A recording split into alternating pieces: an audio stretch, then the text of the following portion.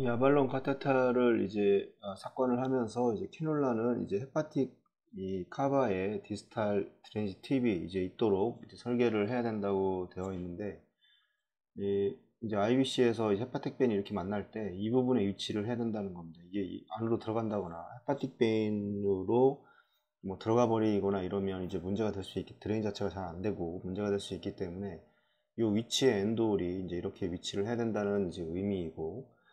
리퍼퓨전되는 이제 이 젯은 이제 트라이커스피드 밸브의 이제 레벨을 향해서 향하도록 이제 이렇게 설계가 되어 있습니다. 다시 리인퓨전되는 이제 세츄레이션이 돼서 뭐 CO2를 제거하고 이제 O2를 세츄레이션 된 혈액이 이제 이쪽을 향해서 갈 수 있도록 이제 설계가 되어 있다고 하고, 이 캐놀라 팁은 이제 인트루더서를 제거한 후에 이 레디오그라피로 보다 쉽게 이제 볼 수가 있을 겁니다. 항상 이제 엑스레이를 촬영을 해서 확인을 하게 되고, 그러나 일단 이제 인트루더서를 제거를 하게 되면 이제 캐놀라를 이 어드밴스 시키는 것이 어렵고 이제 안전하지는 않다 이렇게 얘기합니다. 이게 너무 깊이 들어가서 빼는 거는 그냥 뒤로 빼면 되는데, 이 넣는 게 좀 문제가 될 수 있습니다. 이 캐놀라가 이제 어드밴스먼트 되는 가장 일반적인 이유는 TB, 라이트 벤트리클에 이제 있기 때문이다 이렇게 얘기를 합니다. 이 엔도홀이 이게 너무 안 들어가서 이쪽에 벤트리클에 들어가 있거나 안으로 벤트리클 자체가 이 안으로 들어가 버리거나 이제 이럴 수가 있기 때문에 와이어를 따라서 이런 부분도 이제 초음파를 통해서 이제 와이어가 어느 부분에 있는지를 꼭 이제 확인을 해서 밑으로 와이어가 내려갈 수 있도록 이제 위치를 해야 되고, 이 너무 이제 깊이 이제 플레이스된 캐놀라는 인트루더스를 교체할 필요 없이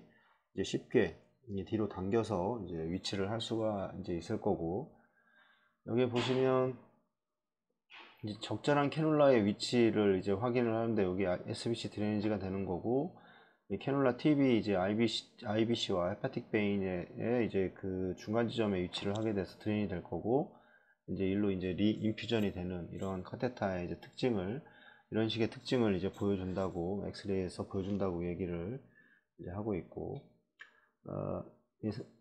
일반적인 성인 환자의 캐놀라의 해부학적 이제 랜드마크를 이제 나타나게 되는 겁니다. 그래서 그림을 제가 보시면 이제 여기 SBC, 그다음에 요 밑에서 이제 헤파틱 베인의 IBC, 그다음에 이쪽으로 다시 리인퓨전 되는 이런 이제 랜드마크를 이제 보여주게 되는 거고, 데일리 체스트 엑스레이를 통해서 이제 캐놀라 포지셔닝의 변화를 이제 확인을 할 수가 있을 겁니다. 그다음에 이제 스캔에서 캐놀라 사이트를 촬영을 하면 이제 널스가 캐놀라 포지션의 변화를 이제 모니터링하는 이제 에디셔널 툴로 이제 사용을 할 수 있다. 이렇게 이제 항상 이제 매일 캐놀라 위치를 이제 확인을 해야 되고, 뭐 고정도 잘 하지, 고정을 대부분 잘 해놓기 때문에 크게 뭐 이렇게 변화가 있지는 않겠지만, 그래도 이제 매일 데일리로 뭐 엑스레이 뭐 폐 상태를 보기 위해서 데일리로 엑스레이를 촬영하는 과정에서 이제 캐놀라의 포지션도 같이 이제 확인할 필요가 있을 겁니다. 이 캐놀라가 이제 적절히 이제 포지션 되면 이제 BB-ECLS 서포트를 이제 시작을 하게, 이제 뭐 에크모의 이제 라인을 카테타에 각각 연결을 해서 이제 에크모를 운영을 하게 될 거고, 히모다이너미컬리 인스타빌리티를 이제 이거를 최소화하기 위해서 플로우를 이제 천천히 설정을 해야 한다고 이렇게 얘기를 하고 있고, 이 맥시멈 플로우를 이제 아이덴티파이 하기 위해서 플로우를 이제 서서히 이제 증가시킬 필요가 있습니다. 일반적으로 이제 어덜트 서포트는 히모글로빈이 정상 상태에 가까울 때 뭐 3cc 분당 킬로그램당 3cc의 O2를 메타볼릭 리드를 지원하는 60에서 80cc 정도가 이제 필요하다고 이렇게 얘기합니다. 3에서 6리터 정도 필요하다고 이제 일반적으로 얘기를 하는 거고, 그 다음에 이제 선택한 캐놀라에 예상되는 이제 플로우 레이트를 달성하지 못할 경우에는 이 포지셔닝에 이제 문제가 있을 수 이제 있다 얘기합니다. 포지셔닝의 문제는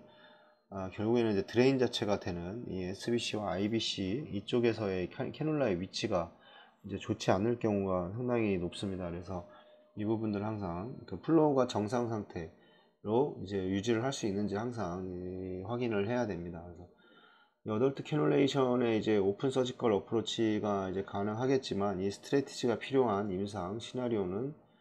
뭐 거의 없다 이렇게 얘기를 합니다. 그래서 여기를 열고 들어가서 하기에는 쉽지는 않을 겁니다. 그래서 대부분 베노베노는 뭐 피모랄 베인을 이용을 뭐 두 개를 이용을 하든 아니면 피모랄 베인과 그다음에 뭐 저글라 베인을 두 개를 이용을 하든 뭐 이런 식의 이제 베노베노는 대부분 이렇게 이용되고 있고 현재 우리나라에서는 그다음에 이제 저글라 베인만 사용할 수는 없습니다. 이런 카테터가 없기 때문에. 그래서 대부분 피모랄 베인 두 개 아니면 이제 저글라 베인과 이제 피모랄 베인 이렇게 한 개를 각각 이용을 해서 이제 운영을 해주고 있고, 드레인은 뭐 대부분 피모랄 베인을 통해서 드레인을 시키고 저글라 베인을 통해서 공급을 하게 되는데 뭐 그 반대를 해도 상관은 없습니다. 왜냐하면 이 피모랄 베인은 길고 저글라 베인은 짧습니다. 그런데 이게 길이가 짧기 때문에 이 캐놀라를 뭐 21프렌치라던가 이런 걸 사용을 해주면 이 긴 피모랄 캐놀라에 비해 보면 이제 M 넘버가 그렇게 차이가 많이 나지 않기 때문에, 그래서 이 저글라 베인으로 드레인을 하고 피모랄 베인으로 다시 공급을 해주는 이런 방법도 사용할 수가 있고, 그러니까 뭐 이게 바뀌었다고 그래서 크게 이제 그 캐놀라 위치가 나쁘지 않다면 크게 문제가 될 거는 없습니다. 뒤에서 설명을 드리겠지만 이제 피모랄 베인이 저글라 베인과 피모랄 베인이 이렇게 이제 RA에서 만날 때 이제 트라이커스트 RB로 이렇게 넘어가게 될 텐데, 이게 너무 붙어 있거나 이제 이렇게 되면 이제 리서큘레이션이 이제 발생을 한다고 했고, 거의 좀 많이 떨어져 있어야 된다 이런 식으로. 그래야지 만약 공급을 해주면 들어가고 이제 드레인이 되고 뭐 이런 식의 과정을 거치게 될 겁니다.